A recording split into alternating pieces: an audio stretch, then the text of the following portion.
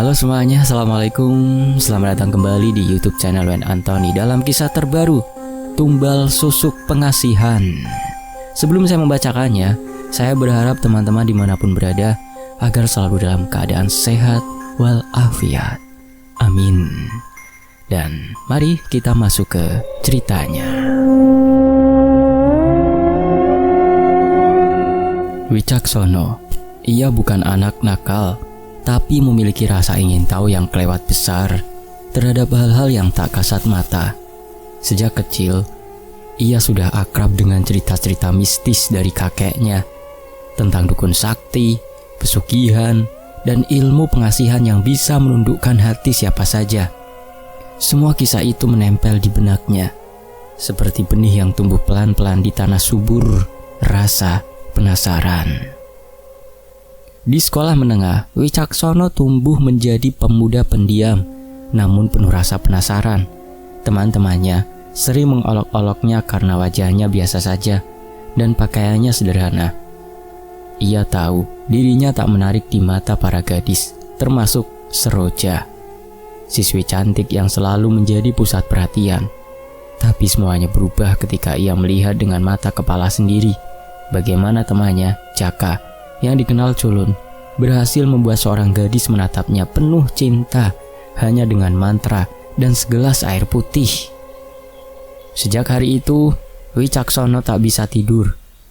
Ia ingin tahu bagaimana cara Jaka melakukannya. Ia mendesak, memohon, bahkan berjanji merahasiakannya. Setelah beberapa hari dibujuk, Jaka akhirnya menyerah. Ini ilmu halus, tapi kalau kau tak kuat, bisa berbalik makan tuannya, kata Jaka sambil menatap serius. Wicaksono hanya tertawa kecil, menganggap peringatan itu sebagai bumbu cerita. Ia hanya ingin satu hal, menaklukkan Seroja. Malam itu, di kamar sempit berdinding papan, Wicaksono menyalakan lilin kecil. Ia menulis nama Seroja di selembar kertas, lalu menggambarkan simbol-simbol aneh seperti yang diajarkan Jaka. Setelah itu, ia membaca mantra dengan suara bergetar, menahan lapar karena sudah 2 hari berpuasa mutih, hanya minum air putih tanpa nasi, tanpa garam. Tubuhnya lemas, tapi pikirannya justru semakin fokus. Di bawah cahaya lilin yang menari-nari, ia merasa ada bayangan bergerak di dinding, seperti wajah perempuan tersenyum samar. Usai membaca mantra 3 kali, Wicaksono melipat kertas itu, membungkusnya dengan kain putih, dan bergegas ke rumah Seroja. Malam sudah larut, tapi ia memberanikan diri menyelinap lewat pagar bambu, menaruh bungkusan kecil itu di bawah jendela kamar gadis pujaannya. Ia pulang dengan jantung berdebar, antara takut dan bersemangat menanti hasilnya. Keesokan paginya, Seroja berbeda. Gadis yang biasanya cuek, kini menatap penuh senyum. Bahkan saat jam istirahat, ia menghampiri Wicaksono menawarkan bekal nasi kuning. Jantung Wicaksono serasa mau copot. Dalam beberapa hari, kedekatan mereka tumbuh cepat. Seroja mulai sering datang ke rumahnya, membawakan makanan, bahkan menulis surat cinta yang penuh kalimat manja. Wicaksono mabuk kepayang. Ia merasa seperti raja kecil di dunia sendiri, seolah punya kekuatan untuk menaklukkan hati siapapun yang ia mau. Namun, 3 bulan kemudian, keajaiban itu pudar. Seroja mulai aneh. Pandangan matanya kosong, sering bicara sendiri, dan kadang menangis tanpa sebab. Ia pernah tiba-tiba berteriak di depan kelas, "Kenapa kamu tinggalkan aku di tempat gelap itu?" Kalimat itu membuat Wicaksono pucat. Ia tak pernah meninggalkan siapapun, tapi dalam hatinya, ia tahu sesuatu telah berubah. Seroja akhirnya berhenti sekolah. Wicaksono mendengar kabar dari warga bahwa gadis itu sering kerasukan, menjerit-jerit menyebut namanya setiap malam. Ada yang bilang ia diganggu makhluk halus karena disentuh secara gaib. Mendengar itu, Wicaksono menggigil. Malam-malamnya tak lagi tenang. Kadang ia mencium bau bunga kenanga di kamar, atau mendengar suara langkah kaki perempuan di depan jendela. Meski takut, rasa puasnya tak hilang. ada bagian dari dirinya yang merasa bangga karena pernah berkuasa atas hati seseorang. Saat rasa takut reda, ia kembali tergoda untuk mencoba lagi. Kali ini pada gadis lain. Ia yakin mungkin hanya Seroja yang tak kuat menahan energi ilmu itu. Tahun-tahun SMA-nya pun berlalu dalam bayangan mantra dan rahasia. Ia tak lagi percaya pada cinta yang murni. Bagi Wicaksono, cinta bisa diatur, ditundukkan, bahkan dibeli dengan sedikit pengorbanan dan mantra. Ia terus bermain dengan ilmu itu, tanpa tahu bahwa setiap kali ia memanggil kekuatan gaib, ada sesuatu yang turut datang, menatapnya dari balik gelap, menunggu saat balas dendam tiba. Pada akhir masa sekolah, Wicaksono berdiri sendirian di halaman, melihat teman-temannya bersuka cita. Ia tersenyum samar, membawa keyakinan keliru bahwa hidup dan cinta adalah permainan yang bisa dikuasai lewat ilmu. Ia tidak tahu, benih keserakahan itu akan tumbuh menjadi kutukan kelam yang suatu hari akan menelan seluruh hidupnya. Setelah lulus SMA, Wicaksono meninggalkan desanya yang tenang dan penuh kabut pagi menuju Cikarang, kota industri. Kota industri yang riuh dengan suara mesin dan aroma besi panas. Ribuan pabrik ada di sana. Ia diterima bekerja sebagai operator mesin di sebuah pabrik besar. Kehidupan di kota jauh berbeda dari kampung. Cepat, keras, dan penuh persaingan. Tapi di tengah hiruk-pikuk itu ada hal yang tak berubah. Obsesinya terhadap cinta dan kekuatan mistis. Hari-hari pertama di pabrik membuatnya kagum sekaligus kesepian. Ia menumpang di kamar kos sempit bersama 3 pekerja lain.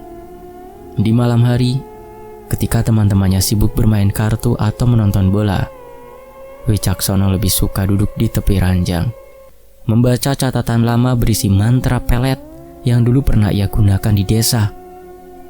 Ia masih percaya bahwa cinta bisa dikendalikan lewat kekuatan gaib, seperti yang pernah ia buktikan pada masa remajanya. Namun, kehidupannya berubah saat melihat Lestari untuk pertama kalinya. Perempuan itu bekerja di bagian staf keuangan, berwajah lembut dengan sorot mata tegas. Setiap kali Wicaksono melihatnya melangkah melewati area produksi dengan rok hitam dan kemeja putih rapi, jantungnya berdebam tak karuan. Ia merasakan sesuatu yang lebih dari sekedar kagum. Ada obsesi yang mulai tumbuh. Selama berminggu-minggu, ia mencoba mendekat, mengirim pesan sopan, menawarkan bantuan, bahkan menyapanya setiap kali bertemu di kantin. Tapi semua usahanya berujung dingin. Lestari menanggapinya dengan senyum formal, lalu berlalu tanpa banyak bicara. "Maaf Mas Wicak, saya tidak tertarik," katanya suatu sore setelah Wicaksono memberanikan diri menyatakan perasaan. Kata-kata itu menampar harga dirinya. Ia menatap bayangan Lestari yang pergi, lalu menghela nafas berat. Ada bara kecil yang menyala di dalam dirinya, campuran antara sakit hati dan keinginan untuk membuktikan bahwa dirinya bisa menaklukkan siapapun. Malam itu, di kamar kos yang pengap, ia mengeluarkan kertas mantra lama. Ia kembali menulis nama Lestari dengan tinta hitam, menyalin huruf Jawa kuno yang dulu diajarkan Jaka. Ia menyiapkan air putih dalam gelas, membaca doa pelan, lalu meniupnya 3 kali. Setelah itu, ia meminum air itu sambil berbisik nama perempuan pujaannya. Hari berganti minggu, tapi tak ada tanda-tanda perubahan. Lestari tetap bersikap dingin. Bahkan ia mulai menjaga jarak, seolah tahu ada sesuatu yang janggal. Wicaksono bingung. Ia yakin dulu mantra seperti ini bisa membuat siapapun jatuh hati. Tapi kali ini, seolah tak ada kekuatan yang bekerja. Kecewa dan frustasi, Wicaksono mulai mencari jalan lain. Ia mendatangi penjual jimat di pasar malam, membeli kalung berisi raja dan batu akik dengan janji bahwa benda itu bisa memancarkan aura pemikat. Tapi tetap saja, Lestari tak memandangnya lebih dari sekedar rekan kerja. Setiap malam, Wicaksono duduk termenung di kamar, kepalanya dipenuhi bayangan wajah Lestari. Ia mulai kehilangan semangat bekerja, matanya cekung dan pikirannya tak tenang. Kenapa tidak mempan? Gumamnya lirih. Ia merasa seolah harga dirinya terinjak. Dalam hati, ada bisikan halus yang mendorongnya untuk mencari kekuatan yang lebih besar. Sesuatu yang bisa benar-benar menundukkan hati manusia. Hingga suatu malam, di warung kopi depan kos, ia mendengar obrolan dua sopir pabrik. Mereka membicarakan seseorang di Banten. Sepasang suami istri yang terkenal bisa membuat susuk pemikat paling ampuh. Cukup sekali pasang, perempuan manapun bakal jatuh cinta sampai gila, kata salah satu sopir sambil menyesap rokoknya. Kalimat itu seperti petir di kepala Wicaksono. Sejak malam itu, pikirannya tak tenang. Ia mulai mencari tahu tentang dukun itu lewat internet, membaca forum-forum mistik, dan menghubungi nomor-nomor yang mencurigakan. Semakin banyak ia membaca, semakin kuat rasa ingin tahunya. Ada foto-foto ritual, testimoni orang-orang yang mengaku berhasil. Bahkan, kisah lelaki yang menikah dengan gadis idamannya setelah memasang susuk di bagian tertentu tubuhnya. Wicaksono mulai yakin, ilmu peletnya sudah kadaluarsa. Dunia mistis juga berevolusi, pikirnya. Ia butuh senjata baru yang update, kekuatan yang bukan sekedar mantra dan air putih. Ia ingin sesuatu yang hidup, sesuatu yang benar-benar bisa menjadikan Lestari miliknya, bukan sekedar suka sementara.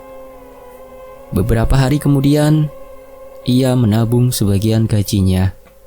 Setiap kali menerima amplop, ia menyisihkan sedikit demi sedikit, tanpa peduli makan, hanya dengan mie instan. Di pikirannya semua penderitaan ini akan terbayar jika Lestari akhirnya memandangnya dengan cinta. Di ruang kerja yang bising, ia menatap Lestari dari jauh. Perempuan itu tampak tenang, berjarak, dan tak terjangkau. Tapi di mata Wicaksono, justru itulah yang membuatnya semakin tergila-gila. Ia berjanji, entah dengan cara apa, Lestari akan menatapnya suatu hari nanti. Dan panggilan, "Mas," akan keluar dari bibir indahnya.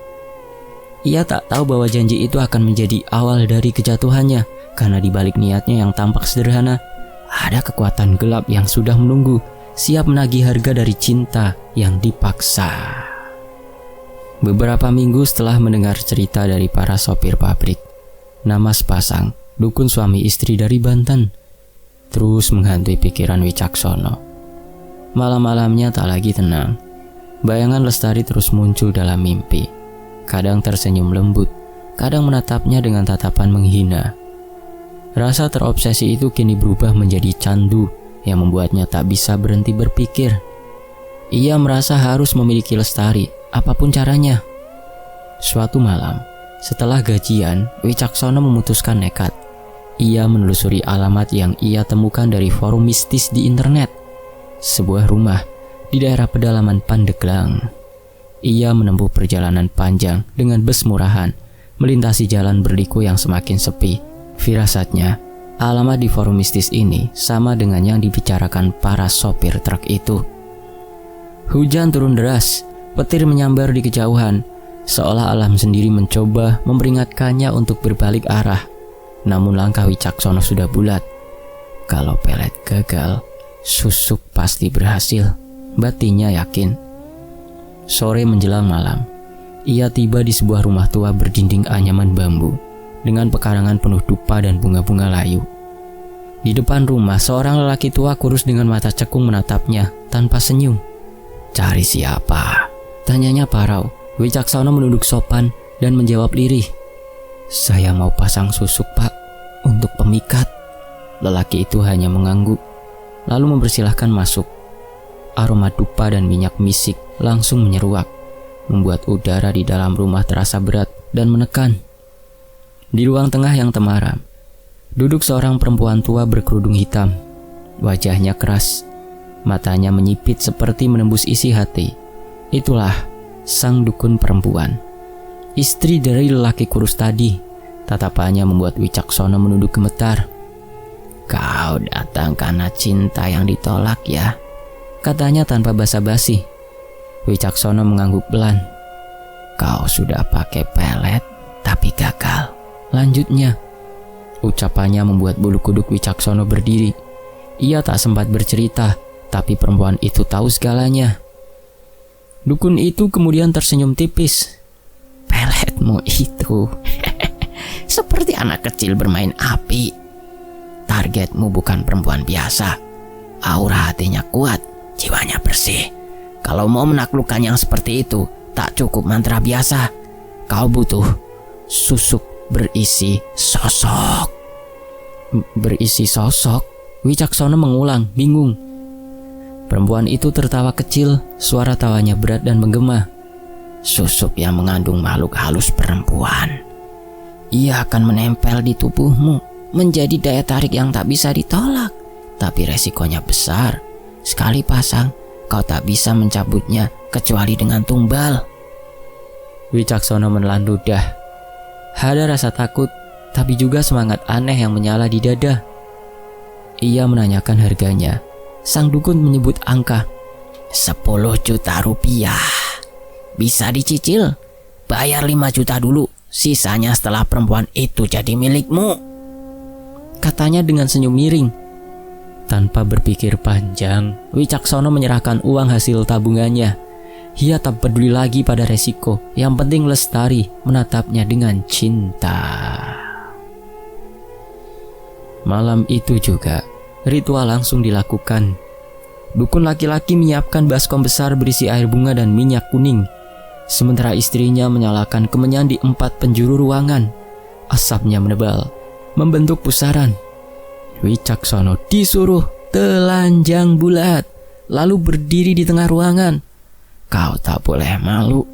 Malam ini tubuhmu akan disucikan dan dijadikan wadah, ujar sang dukun perempuan sambil menatap tajam. Air bunga disiramkan ke tubuhnya, dingin lalu berubah panas. Dukun perempuan itu membaca mantra dalam bahasa yang tak dimengerti. Suaranya serak namun tegas. Tangan tuanya mengoleskan minyak kuning ke dada, punggung, lalu ke bagian paling pribadi milik Wicaksono. Ia gemetar, tapi tak berani menolak.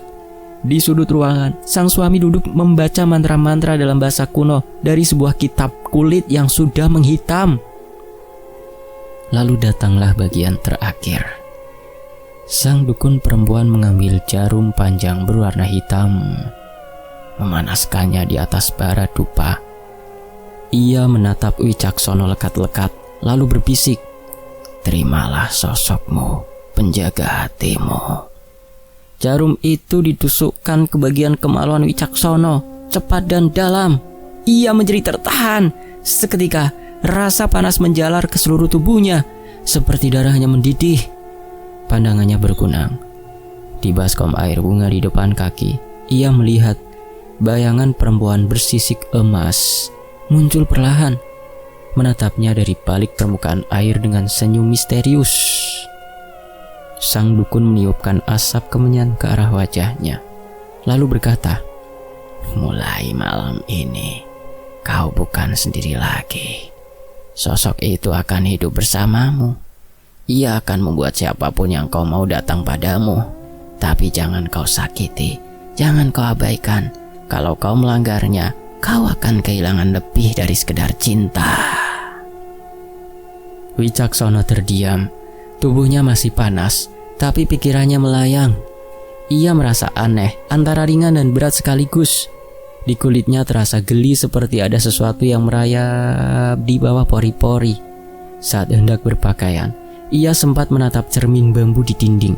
Bayangan dirinya terlihat ganda dan di belakangnya tampak samar sosok perempuan berambut panjang dengan mata menyala kekuningan.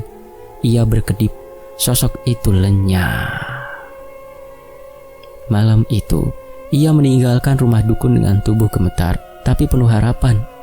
Ia tidak sadar bahwa di balik langkahnya yang ringan, ada makhluk yang kini berjalan bersamanya. Makhluk yang kelak menagih janji darah dan mengambil alih tubuh yang dulu ia anggap miliknya sendiri. Sejak malam ritual di rumah dukun Banten itu, hidup Wicaksono berubah. tanpa ia sadari. Awalnya, ia tak mengira bahwa susuk gaib yang ditanam di tubuhnya benar-benar bekerja. Namun hanya berselang 3 hari setelah ia kembali ke Cikarang, Lestari, perempuan yang dulu menolak mentah-mentah, tiba-tiba mendatanginya. Wajahnya pucat, matanya sayu. Namun di balik itu ada sorot aneh, seperti seseorang yang kehilangan kesadaran diri. "Mas Wicak, aku gak tahu kenapa, tapi aku pengen ketemu kamu, Mas," ucap Lestari dengan suara gemetar. Wicaksono tersenyum lebar. Hatinya berdebar seperti menang undian besar. Semua rasa malu dan penolakan masa lalu lenyap. Ia membawa Lestari makan malam. Lalu dari situ kedekatan mereka tumbuh cepat, terlalu cepat. Dalam seminggu, Lestari seolah sepenuhnya terikat padanya. Ia sering menatap Wicaksono dengan pandangan kosong tapi penuh gairah, mencium tangannya tanpa sebab, bahkan mengaku tidak bisa tidur jika tidak mendengar suaranya. Wicaksono merasa seperti dewa cinta. Ia menikmati setiap momen, terutama ketika mereka berdua di kamar kosnya. Namun ada sesuatu yang ganjil. Setiap kali mereka berhubungan, Lestari akan menjerit dan kejang-kejang seperti orang kerasukan. Kadang ia memanggil nama lain, suara parau yang bukan miliknya. "Siapa Raras?" tanya Wicaksono suatu kali dengan nada kesal. Lestari terdiam, matanya melirik ke langit-langit kamar yang redup. Aku gak tahu, tapi setiap kali kamu sentuh aku merasa ada yang masuk, ada yang dingin merayap dari bawah perut sampai ke dada. Wicaksono menelan ludah. Ia teringat pada bayangan perempuan bersisik emas yang muncul di air pada malam ritual. Apakah itu sosok Raras? Tapi ia mengabaikannya. Ia terlalu menikmati kuasa atas perempuan cantik itu. Hari-hari berikutnya menjadi aneh. Tubuh Lestari makin lemah. Bibirnya membiru, kulitnya pucat, dan setiap malam ia mengeluh sakit di bagian bawah perut. Kadang darah mengalir tanpa sebab, bukan dari luka, tapi seolah keluar begitu saja. Ia sempat dibawa ke klinik, tapi dokter hanya berkata bahwa hormon Lestari tidak stabil, mungkin stres, katanya. Namun Wicaksono tahu ini bukan soal medis. Setiap kali ia memeluk Lestari, tubuh perempuan itu terasa dingin. Tapi anehnya, Wicaksono justru merasakan sensasi hangat yang memabukkan, seperti diserap sesuatu dari dalam tubuhnya. Ia mulai takut, tapi juga kecanduan. Malam-malam berikutnya, ia justru makin sering mencari Lestari, membiarkan diri terjerat dalam hubungan yang semakin tak wajar. Suatu malam, hujan deras mengguyur Cikarang. Listrik padam. Lestari datang ke kamar kos Wicaksono dengan wajah pasi. Tubuhnya bergetar hebat, bajunya basah kuyup. "Mas, tolong aku mimpi buruk terus, Mas," katanya sambil menangis. "Ada perempuan bersisik. Dia bilang aku harus memberikan sesuatu." Wicaksono memeluknya erat. Tapi dalam pelukan itu, tubuh Lestari justru kejang-kejang keras. Ia menjerit, suaranya berubah berat, serak, dan mata hitamnya tampak seperti membesar 2 kali lipat. "Aku lapar, aku haus, aku ingin darah. Aku sudah memberikan apa yang kau mau. Berikan darah." Wicaksono melepaskan pelukannya dan menatap Lestari dengan ketakutan. Namun sebelum ia sempat melakukan apapun, Lestari ambruk, tubuhnya kaku, lalu tak bergerak sama sekali. Panik, Wicaksono segera memanggil bantuan. Ambulan datang, tapi semua sudah terlambat. Lestari dinyatakan meninggal di tempat dengan tubuh pucat dan darah menetes dari hidung serta mulutnya. Polisi datang menyelidiki dan hasil pemeriksaan menyebut pendarahan berat akibat pecahnya pembuluh darah di dalam rahim. Orang-orang mengira Lestari meninggal karena kelelahan atau penyakit. Tapi Wicaksono tahu bukan itu. Malam setelah pemakaman, ia tidak bisa tidur. Di dalam gelap kamar kosnya, ia mendengar suara lirih perempuan tertawa. Ia membuka mata dan di cermin meja riasnya terlihat pantulan bayangan perempuan bersisik emas berdiri di belakangnya. Matanya berkilat, senyumnya panjang, menatapnya dengan penuh ejekan. Sekarang giliranmu, Wicak. Bisikan itu terdengar jelas di telinganya.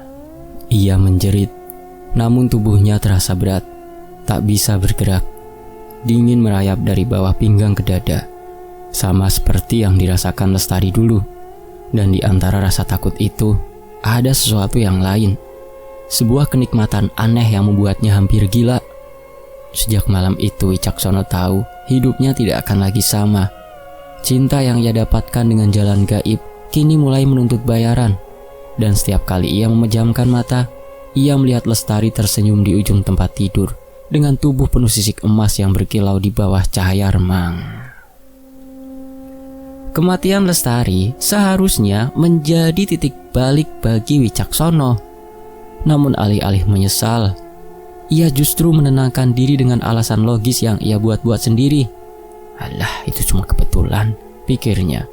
Ia menolak percaya bahwa kematian itu berhubungan dengan ritual susuk gaib dari dukun Banten. Ia bahkan mulai bekerja di pabrik lain setelah pindah kos-kosan, berharap semua bisa dilupakan. Beberapa bulan berlalu, kehidupan Wicaksono kembali tampak normal. Di pabrik barunya, ia dikenal sebagai pria pendiam tapi rajin. Tak banyak yang tahu sisi gelap dalam dirinya. Di tengah rutinitas baru itu, muncullah seorang gadis bernama Ayu. Gadis muda berusia 20 tahun yang baru saja lulus kuliah. Senyumnya hangat, suaranya lembut, dan ada kepolosan di matanya yang membuat Wicaksono tertarik sejak pandangan pertama. Ayu sering datang ke meja Wicaksono, menanyakan hal-hal sepele tentang pekerjaan. "Mas Wicak, ini laporan penjualan ditandatangani dulu ya," katanya sambil menunduk malu. Wicaksono merasa darah mudanya kembali bergolak. Dalam pikirannya, ia yakin bisa menaklukkan gadis itu dengan cara lamanya. Malam hari, ia mulai melakukan ritual kecil di kamar kontrakannya. Segelas air putih, selembar kertas berisi nama Ayu, dan sebatang dupa. Ia membaca mantra lama yang dulu diajarkan dukun perempuan itu, meski ia tak lagi menyebutkan nama siapapun. Asal niatnya kuat, pasti berhasil. Dan benar saja, dalam beberapa hari, Ayu mulai menunjukkan tanda-tanda aneh. Susuk dari Wicaksono aktif kembali. Ayu sering menatap Wicaksono dengan pandangan kagum. Bahkan terlihat bingung ketika Wicaksono tak ada di kantor. Mereka mulai sering pulang bersama, dan akhirnya hubungan itu berkembang menjadi lebih dari sekedar rekan kerja. Bagi Wicaksono, ini bukti bahwa susuknya masih aktif. Tapi ia tidak sadar, apa yang menempel di tubuhnya bukanlah anugerah, melainkan kutukan yang lapar. Setiap kali ia bersama Ayu, tubuh gadis itu menjadi lemah. Wajahnya memucat, bibirnya kebiruan. Pernah sekali setelah mereka berhubungan, Ayu tiba-tiba kejang dan menggigil seperti terserang demam tinggi, seperti Lestari. Wicaksono panik, tapi Ayu hanya tersenyum lemah dan berkata, "Enggak apa-apa mas, mungkin aku cuma kecapean." Namun malam-malam berikutnya menjadi semakin menyeramkan. Saat Wicaksono tidur, ia mencium bau amis menusuk di seluruh tubuhnya, mirip darah. Ia mandi bunga 7 rupa, bahkan menyalakan dupa di setiap sudut kamar, tapi bau itu tak hilang, malah semakin pekat, seolah menempel di pori-porinya. Wicaksono mulai dihantui rasa takut. Dalam mimpi ia melihat sosok perempuan bersisik emas yang dulu menampakkan dirinya di permukaan air. Kali ini sosok itu lebih jelas. Kulitnya berkilau seperti logam, matanya menyala merah, dan mulutnya menganga menampakkan gigi panjang berwarna hitam. "Kau pikir bisa menikmati cinta tanpa bayarannya?" bisik sosok itu dengan suara bergaung. "Darah mereka adalah jalanmu menuju kehancuran." Wicaksono terbangun dengan nafas tersengal. Tubuhnya berkeringat dingin, tapi di dadanya terasa berat, seperti ada yang duduk di atasnya. Ia menatap ke cermin di dinding, dan sesaat ia melihat bayangan perempuan itu menunggangi tubuhnya, mencengkram dada sambil tertawa. Sejak malam itu, Wicaksono berusaha menjauh dari Ayu. Ia mulai menghindari gadis itu di kantor, tapi Ayu justru semakin menempel. "Mas, aku merasa aneh belakangan ini," katanya suatu hari sambil memegangi perutnya. "Setiap malam aku mimpi ada perempuan bersisik yang datang dan bilang aku gak boleh jauh dari kamu." Darah di wajah Wicaksono surut. Ia tahu tanda-tanda itu, kutukan yang sama mulai menular lagi. Beberapa hari kemudian, Ayu tidak masuk kerja. Ketika Wicaksono mencoba menghubunginya, ponselnya tak aktif. Malamnya, kabar duka datang. Ayu ditemukan meninggal di kamar kosnya. Tubuhnya pucat dan darah mengalir deras dari hidung serta kemaluannya. Polisi menyebut pendarahan hebat, sama seperti kasus Lestari dulu. Wicaksono terpukul. Ia tidak lagi bisa menipu dirinya sendiri. 2 perempuan yang terlibat dengannya mati dengan cara serupa. Ia duduk di pojok kamar. Tubuhnya gemetar, matanya nanar. Bau amis semakin kuat, seolah ruangan itu penuh darah yang tak kasat mata. Dalam keheningan, terdengar bisikan itu lagi. Kali ini sangat dekat, tepat di telinganya. "Kau tak akan bisa lepas dariku." Wicaksono menoleh cepat, tapi tak ada siapapun. Hanya angin malam yang menggoyangkan tirai jendela. Namun ketika ia menatap ke arah tempat tidur, darahnya serasa berhenti mengalir. Di sana, tampak sosok perempuan bersisik emas, tengah menunggang di atas tubuhnya sendiri, mencengkram dadanya erat, lalu tersenyum dengan mata yang bersinar seperti bara. Sejak saat itu, Wicaksono tahu kutukan itu tak akan berhenti. Selama susuk berisi sosok masih menempel di tubuhnya, kematian akan terus menagih. Dan setiap kali ia jatuh cinta, seseorang akan mati menjadi tumbalnya. Ketakutan Wicaksono mencapai puncaknya. Setelah kematian Ayu, hidupnya berubah menjadi neraka berjalan. Mimpi buruk datang setiap malam. Tubuhnya semakin lemah, dan bau amis tak pernah hilang, meski ia mandi 3 kali sehari. Setiap kali ia menatap bayangannya di cermin, ia melihat sosok perempuan bersisik emas berdiri di belakangnya, tersenyum sinis, seolah mengejek. Akhirnya dengan tubuh gemetar dan wajah pucat, Wicaksono memutuskan kembali ke Banten. Ia menempuh perjalanan berjam-jam dengan motor, melewati hutan dan jalan berlumpur, menuju rumah pasangan dukun yang dulu menanamkan susuk. Rumah itu masih sama, berdinding anyaman bambu, berbau kemenyan yang pekat, dan di depan pintunya tergantung janur kering serta tengkorak ayam. Begitu tiba, ia langsung berlutut di hadapan dukun perempuan yang dulu menyentuh tubuhnya dalam ritual. Perempuan itu kini tampak lebih tua, dengan rambut uban menjuntai dan mata tajam menatapnya. "Mbah, tolong saya. Cabut susuk itu, Mbah. Saya sudah tidak kuat lagi," katanya memohon dengan suara serak. Dukun perempuan itu menghela nafas panjang, lalu tersenyum miring. "Kau pikir mudah? Sosok yang menempel di tubuhmu sudah marah. Kau belum lunas membayar. Ingat, kau baru kasih 5 juta dari 10. Wicaksono memegangi kepalanya. Saya akan bayar sisanya, Mbah. Asal cabut dulu, Mbah. Tolong saya. Saya disiksa tiap malam." Namun tawa dukun itu pecah, keras dan menusuk telinga. "Uangmu sudah tidak berguna. Sosok itu tidak butuh uang. Dia butuh bayaran jiwa. 2 nyawa sudah diambil, tapi kau masih menolak mengabdi padanya." Wicaksono gemetar. Ia mencoba mencium kaki dukun itu, namun sang dukun justru mundur, menatapnya dengan jijik. "Kau sudah kotor, Wicaksono. Kodam dalam susukmu telah menolak tuanya.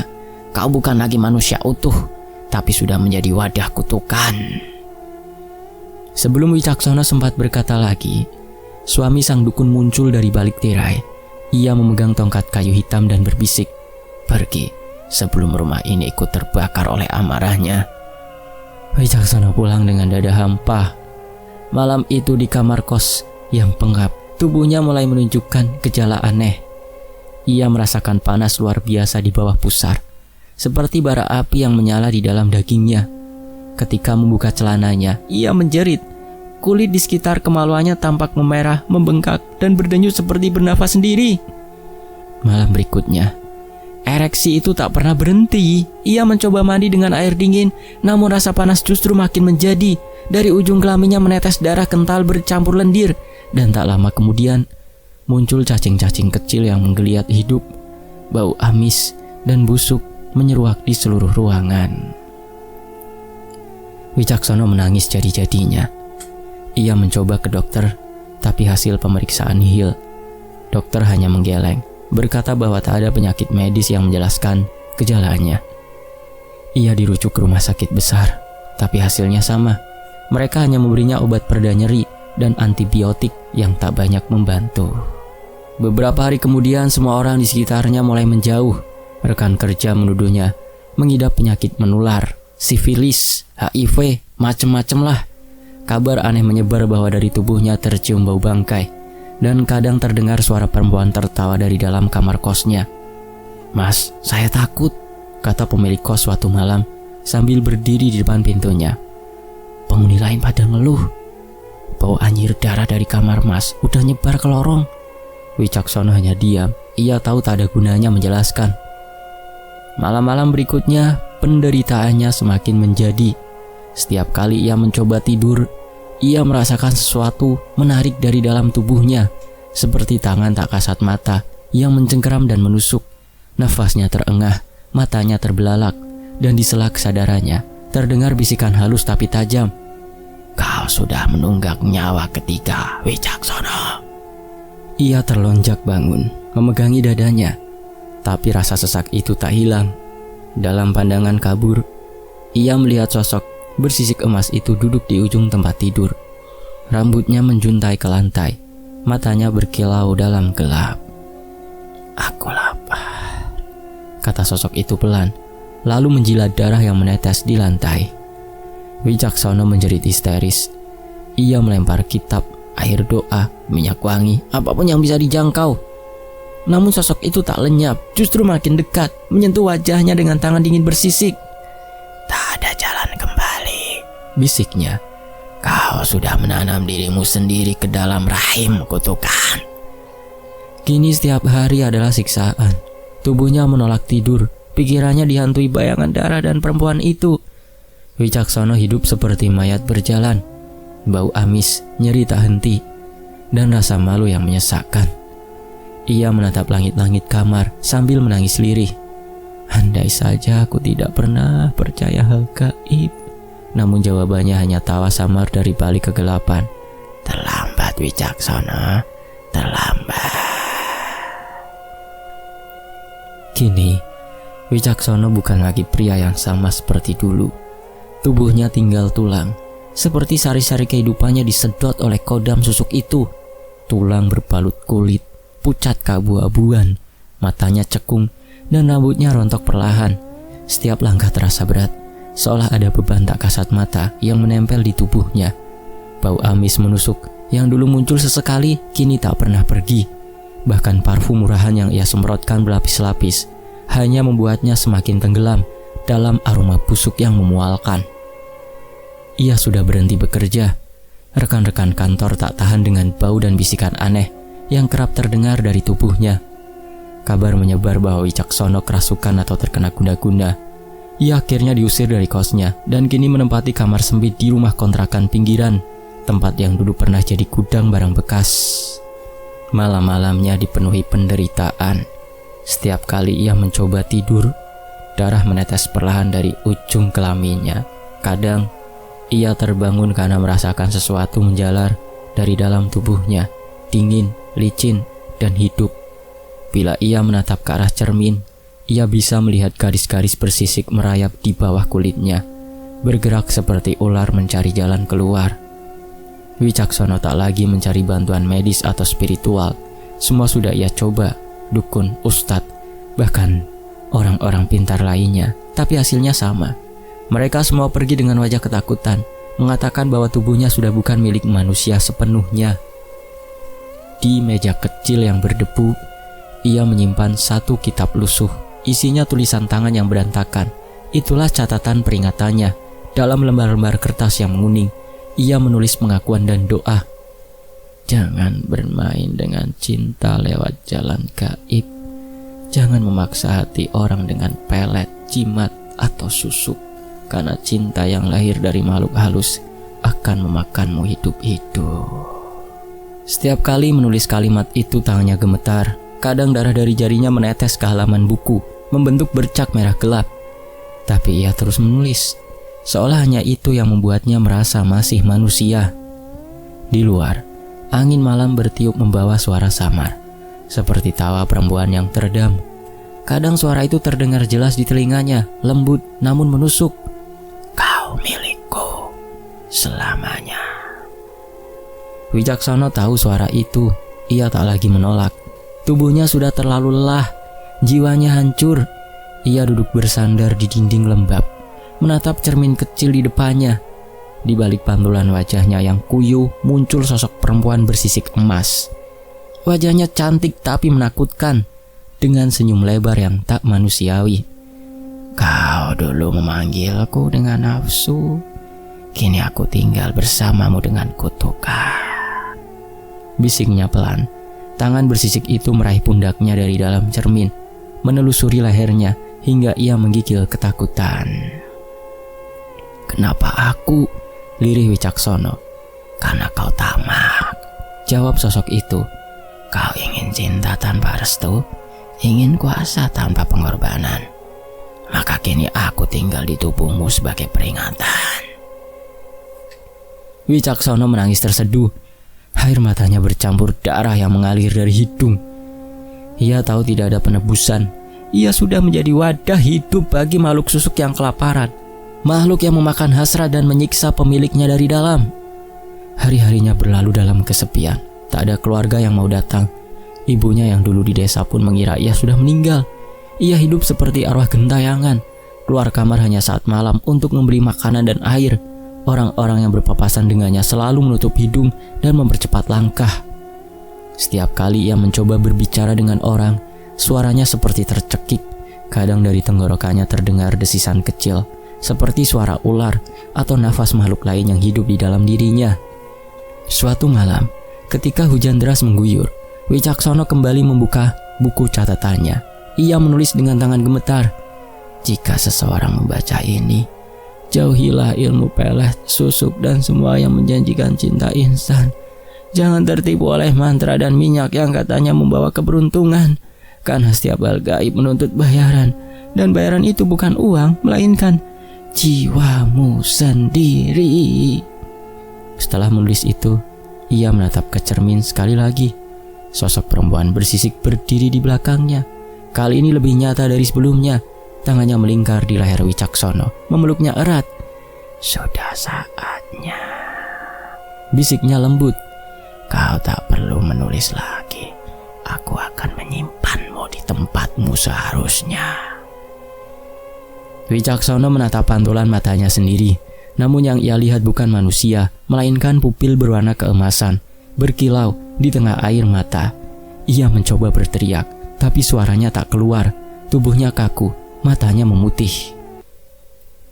Bau amis semakin kuat, darah menetes dari cermin, dan sosok bersisik itu tersenyum lebar, perlahan menghilang bersama bayangannya. Keesokan paginya, kamar itu kosong. Di atas meja hanya tersisa buku lusuh dengan halaman terakhir bertuliskan, "Cinta yang dipaksa lewat jalan gaib tak akan membawa bahagia. Aku bukti hidupnya, Wicaksono."